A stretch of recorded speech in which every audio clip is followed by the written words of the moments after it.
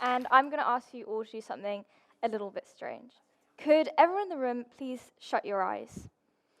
I want you to imagine that you've left Earth and you've gone to a different planet. This planet can be anything you want it to be.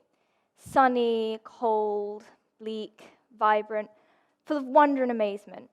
Just remember, it's not Earth. Everything is a little different. It's different in the way people talk to each other, the way they communicate, and the way they learn. No one else seems to feel this way. You're a circle, and everyone else is a square. Everyone around you seems to be the same, and intuitively knows what to do, how to act, and seemingly just how to be. Teachers can sometimes seem irritated or frustrated by you, and you don't know how to explain that you feel that you just don't fit in, or you feel lonely or isolated. You can open your eyes and come back to the room. Unfortunately, I can't just do this. This is how I feel. This is me. I'm Lily, and I'm neurodivergent, the square peg in a round hole, so please be sensitive. I'm going to ask you to do something, again, a bit strange. Could you please count from 1 to 7 in your rows?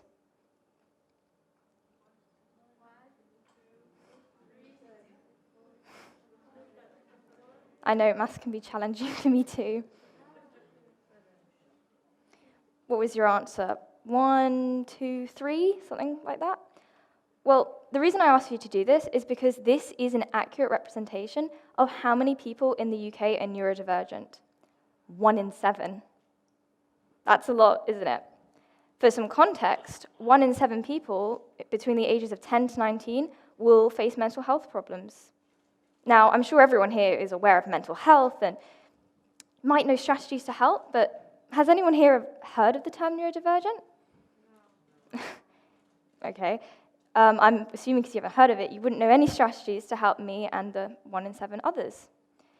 Well, neurodivergence is an umbrella term, referring to anyone whose brain is considered a general anomaly to the general population, who are considered to be the neurotypical. However, we are considered to be the atypical. Anyone who has dyslexia, dyspraxia, dyscalculia, autism, or even ADHD, just to name a few, are considered neurodivergent. The reason you might not have heard of this term is because it is so complex. Back on those planets you imagined, you were the neurodivergent. Everyone else was neurotypical. And the reason society was the way it was is because the person, or majority at the time of its founding, had made it so. This is exactly the same as Earth. The world was made for the neurotypical. It's actually really interesting to think how, if someone had ADHD had set up society, how it could look today. Would we be more aware of cognitive load or fidget toys? It's also important to think about this because someone with ADHD could really thrive if society had the right concessions in place for them. Because there are concessions in place for a neurotypical person in work, school, society generally. Unfortunately, these are seen as the basic requirements. Because of the lack of knowledge to do with neurodivergence, there's a lot of miscommunication and stereotypes surrounding them. For instance, some neurodivergents, mostly people with autism, are considered to have no communication skills. They might not share your communication skills the same way you might not share theirs. At school, we learn all sorts of skills: English, maths, science.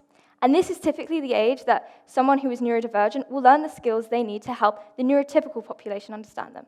But because these are still skills and they're still learning, they're not perfect yet, and are likely to run into one or all 3 of the following problems in their academic life. The first is bullying. As I said, neurodivergent people are trying to help the neurotypical population understand them with these skills that are not perfect yet.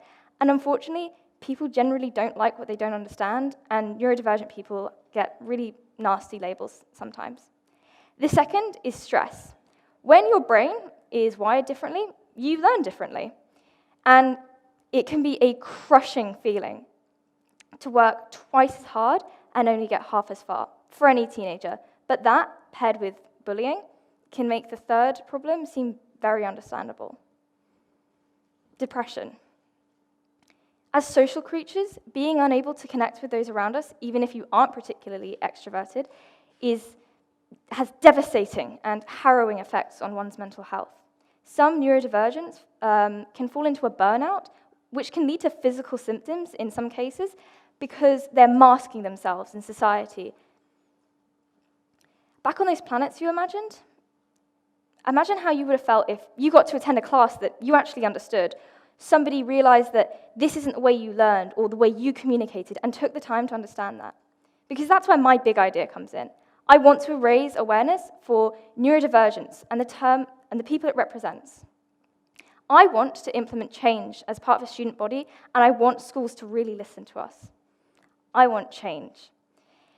For instance, if you're hanging out with some friends, maybe offer a quieter, more private location, because for some neurodivergent people, bright lights and loud noises and crowds can be slightly overstimulating and quite tiring, so they might not be able to perform socially the best.